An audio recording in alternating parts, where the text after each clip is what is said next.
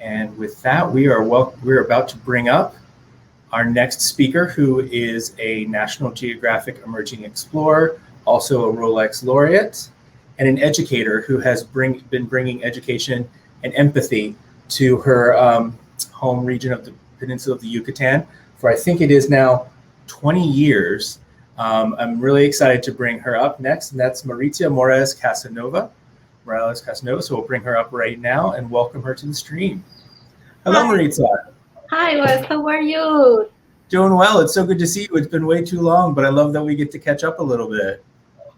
Thank you, and congratulations for all these efforts to get together so many environmentalists, conservationists around the world. It's amazing.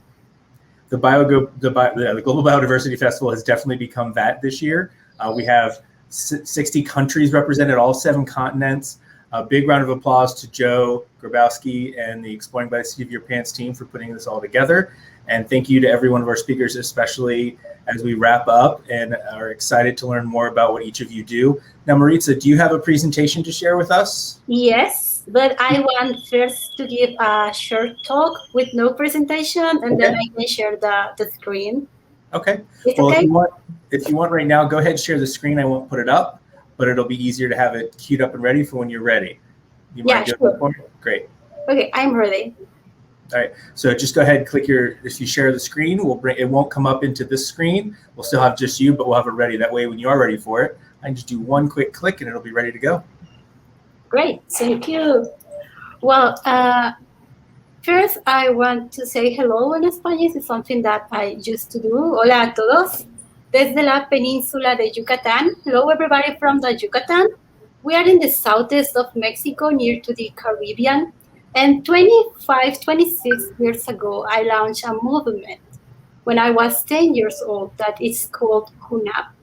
But most children say that I train heroes for Grandma Earth, and that I can translate the scientific information into a simple way to understand what scientists are discovering on nature. Because many times we don't want to hurt Grandma Earth. We don't want to hurt or contaminate our wetlands or the rainforest, but we are doing without knowing that our actions are having negative impact on nature. So that's why I decided to develop a methodology that is called, here you have, that is called HUNAB. Let me see it. HUNAB stands for Humans Unite with Nature in Harmony for Beauty, Welfare, and Willingness. And the base of our philosophy are 18 principles that empower children and teens as heroes for Grandma Earth. Mondambiente is a mix of 2 words.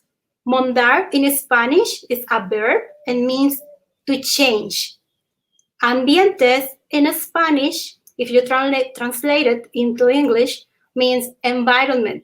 So how can we change the environment in a positive way? If you practice the Mondambientes, you can coexist in harmony with nature. Because everything around us is nature, even our cities. There were nature, but now we modified this landscape into cities or villages or towns. So we still making connections with nature, we still in touch with wildlife, and sometimes we can get troubles or conflicts with these natural resources. And I want to start with a question. When you were a child, what did you want to be when you grew up? Did you remember? Because many of us who were talking during these 3 days, non-stop days, we started to take action when we were children. And something in common, I think, is that there weren't schools for each one of us where we can learn how to be environmentalists. I mean, when I was a child, I saw my friends, those who love sports, they join clubs to learn more about football, to polish their talent in different sports. And the same happened for those who love arts.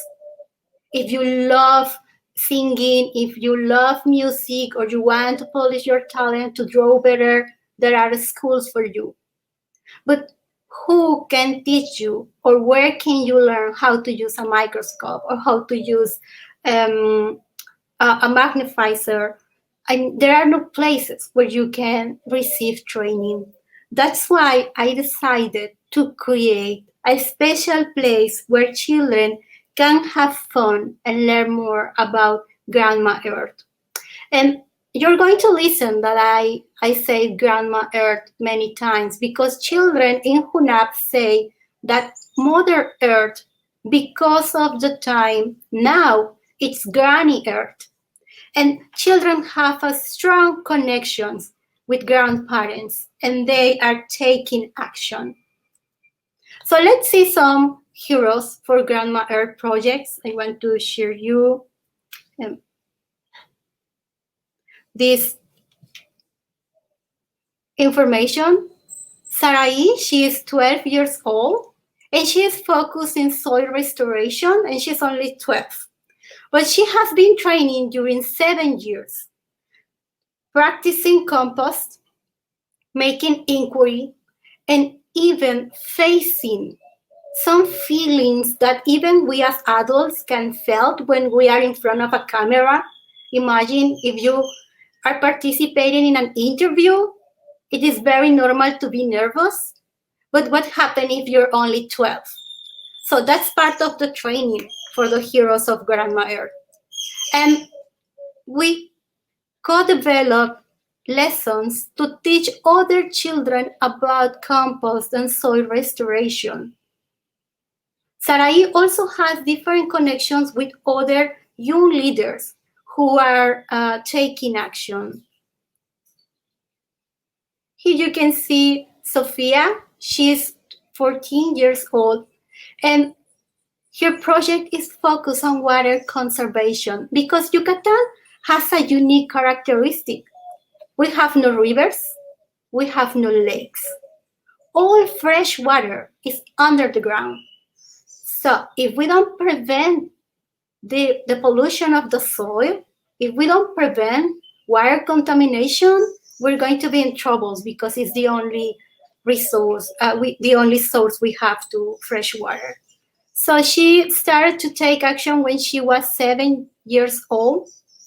And here you can see some photos about how she's taking inquiry and also developing a puppet lesson to inspire other children. And she's connecting with gardening also. This is interesting because it's like giving the opportunity for the new generations to take action from childhood.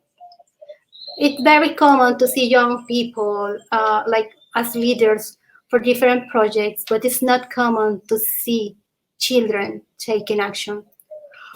Also, Fedra, she is 15 years old and she's focused on nutrition. She wants to prevent child cancer. And during the mentoring program, when first I listened that she is focused on cancer, I was worried about how it can make a connection with nature. How can you make a connection between nutrition and conservation?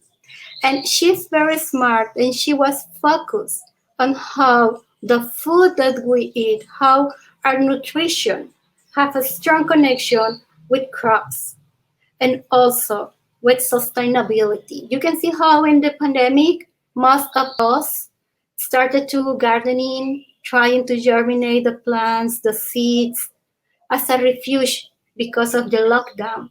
So it is important to understand that environmental education is not only talking about our concerns, it's making a comprehensive connection between different topics and not only about natural sciences. So Fedra has been presenting her project in different audiences and venues, like National Geographic Kids event. And there are next step for her project. I'm going to move a little bit quicker because of the time. Chanat and Matthias, they are brothers and they are making storytelling on their own style, translating this information for other children and co-developing games with HUNAB team. So something interesting is how children have the same language. Many times we as adults have different message for children, and we overthink about how to express terminology that could be difficult for children. But when you give kids the opportunity to be teachers, to be those who are going to share the information, it's interesting. David also, he is 13 years old. He is protecting the native crops, the native maize in Mexico. And it's funny because if you take a look to his bag when he's going to school, and if you see what's inside his bag, you can see that he has no toys. He has some books, but he has corns inside from different colors. So he is very committed with this. And I want to show you the place where children are training as heroes for Grandma Earth. When you see kids, you can see how they smile, and also you can see the bright on their eye. I think that kids are the best teachers because they can share the knowledge, they can share the feelings with the same language. Maritza Morales Casanova runs an environmental learning center called HUNAB on the outskirts of Mérida, the capital city of Yucatan. Generation of young people how to care for the community's fragile environment. There are schools to learn more about music, and if you want to be an artist, there are places when you can polish your talent. But what happens is, as a child, you want to be an environmentalist. When they come through this gate, they experience how to be heroes for Grandma Earth.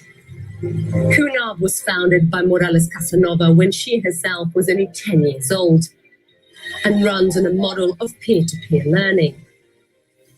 When we see kids sharing the knowledge, the first thing that they do is to understand the message for themselves and then to share it through a simple way. They share the information very clear and very honest. Right now, the information about the environment is very alarmist. It's very negative around the world. We cannot teach about the theory of climate change, just to scare kids about what's going to happen. What we need to do is to inspire them. 15-year-old Paul grew up in Yucatan and started coming to the center from a very young age. Before coronavirus forced the park to close to visitors, he taught weekly classes on plants and their medicinal capabilities. I feel like children are the best to be taught. I would say because they are more sensitive. Because an adult often clings to his beliefs or clings to his knowledge. Also 15 years old, Fedra has been attending HUNAB for 6 years. She now teaches students about how diet impacts the environment. I think it's very important here at HUNAB that they teach you everything about the environment and that they also see the value in us as teachers. In its 25 years, Morales Casanova tells us that HUNAB has trained as many as 50,000 young people to be environmentalists. But the coronavirus pandemic has been a real threat to its mission. Remote learning may be a challenge, but it's urgent work, according to Morales Casanova. We are printing the material, sending by mail, or visiting the communities so they can keep working and training as heroes for Grandma Earth. In a few years, they are governors, they are politicians, or they are entrepreneurs. We don't know, but I'm sure that they are going to make decisions that respect all living beings.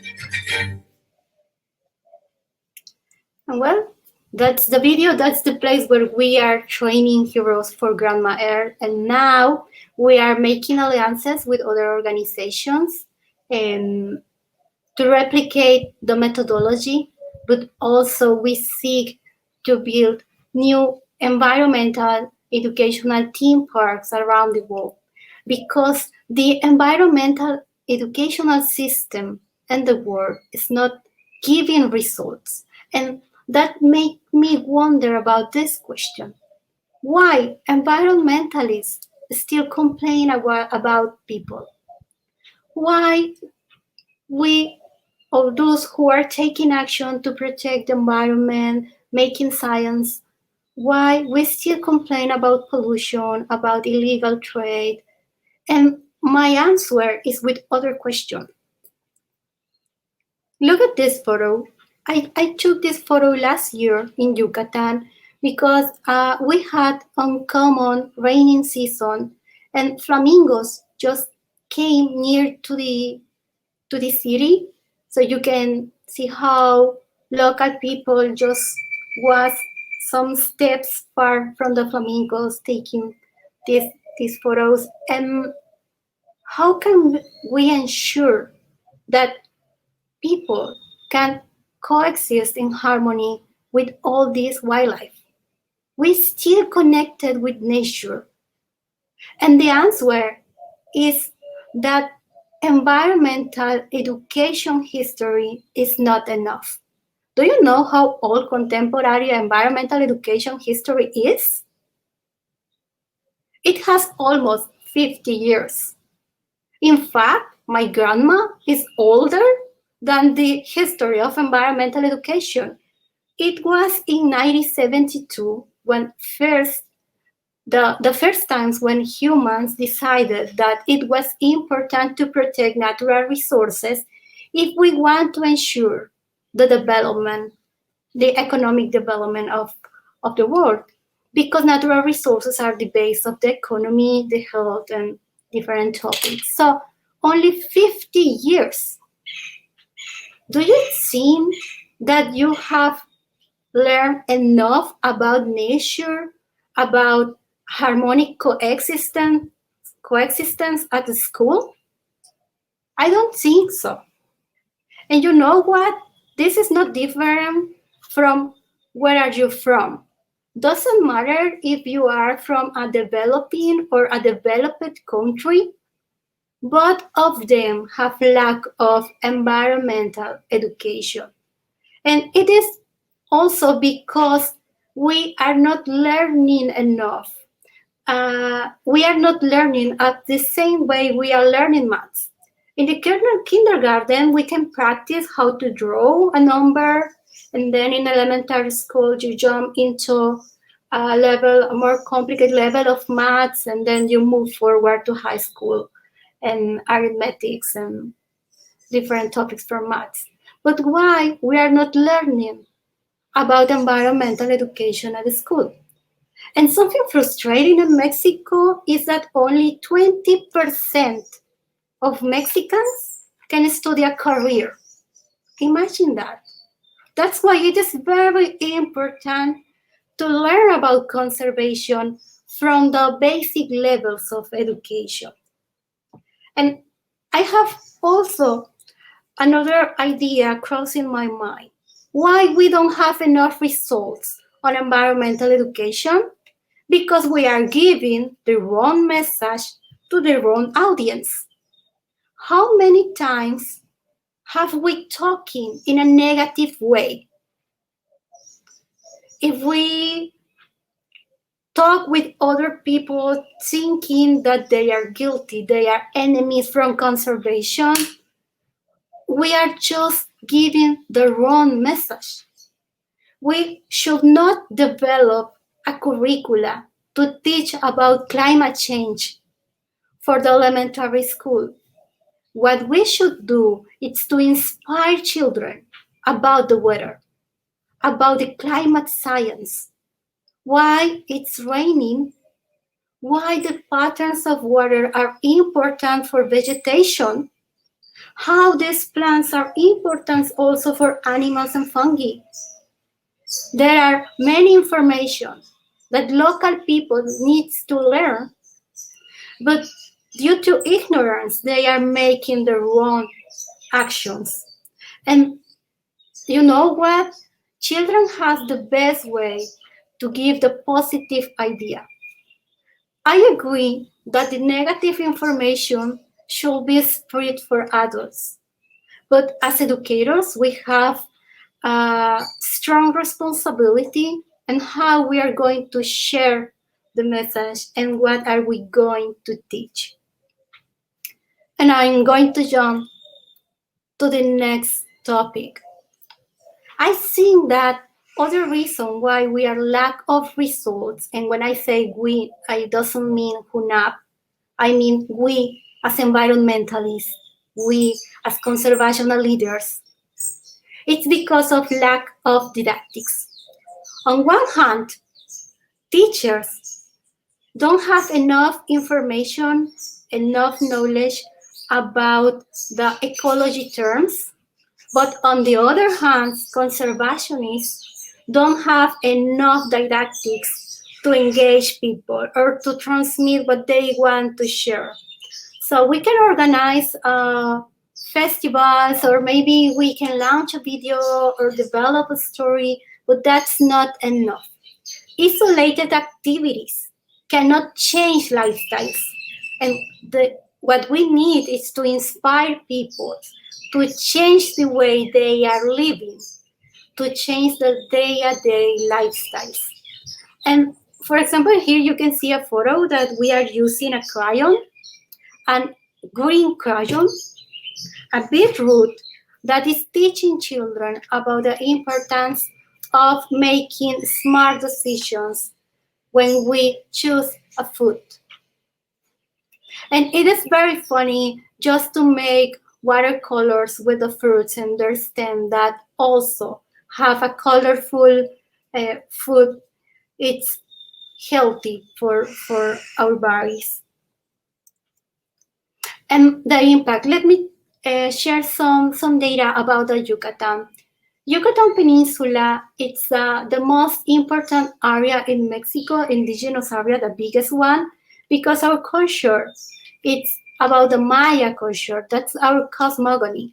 So we need to be very respectful about the contemporary Maya culture. And what we have achieved so far is that more than 70,000 children and youth during the last 2 years continuously have been learning about environment in more than 300 communities, and we have trained more than 850 teachers through more than 75,000 educational materials that they are using at the school. And you know what? This project has inspired these communities to replicate 200 actions to preserve natural resources. So now they are taking actions as heroes for Grandmother. And I want to jump to this video from Santiago. He's only 12 years old, and you can see the commitment he has on his heart to inspire and to invite other children.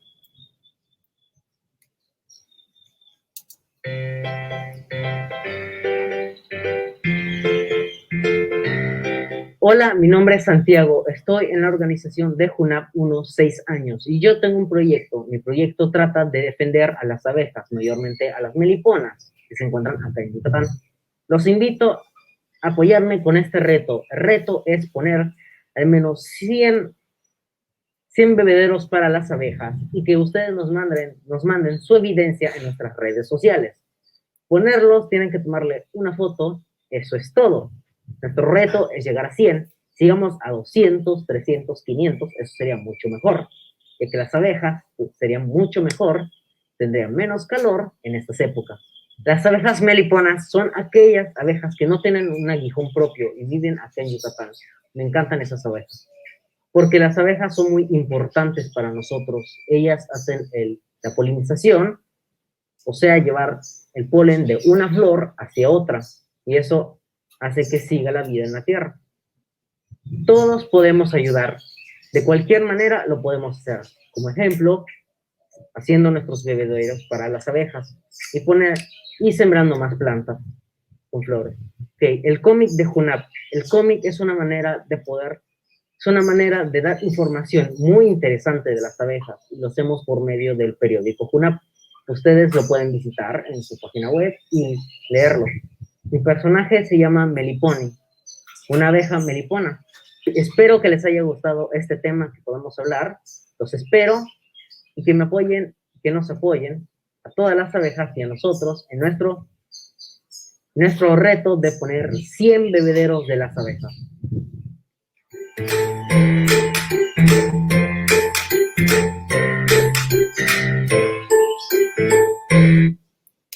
And well, there you can see how kids can take action. They are not adults, but they are taking it seriously. And I have a phrase to recognize what children are doing, and it is that their hands may be small, but their hearts are huge to protect Grandma Earth. And just to say goodbye, I want to share that please do not back to normal lifestyles. With this pandemic, we had an opportunity to not back to normal. Well, thank you very much, Maritza. That was a really incredible look into your facility and the school and the great students that you have. And I love that message of let's not go back to normal. Let's think about what the world we want to create is going to look like and who's going to be working to make it better. And it's good to see that there are so many students that are coming out of your work and out of your school doing that. What is one thing that any student, no matter their age, no matter where they are, could do to help Grandmother Earth? It's the one thing, if you could share that with them. Sure, Wes, and I just want to be clear about that. This is not a normal school. It's not a school, in fact, because children goes to normal school and then they come to the park to train on a specific topics. And my suggestion for both educators and conservationists or environmental leaders is to allow children to be children. Allow them to take action how they believe they should do it. Because the problem is that we as adults are contaminating children ideas. Many times what we want to do and we are not doing it, just give children the advice to do it. And we are contaminating their own ideas. Some kids have big ideas, like Santiago making many bees matters and spreading this with a video. And others have single ideas, like being responsible from their pets. It doesn't matter. They are trying to take action and to feel that they are useful for their communities. That's the most powerful feeling for humans, to feel that your life is useful and you're making a difference, you're making a contribution for your community.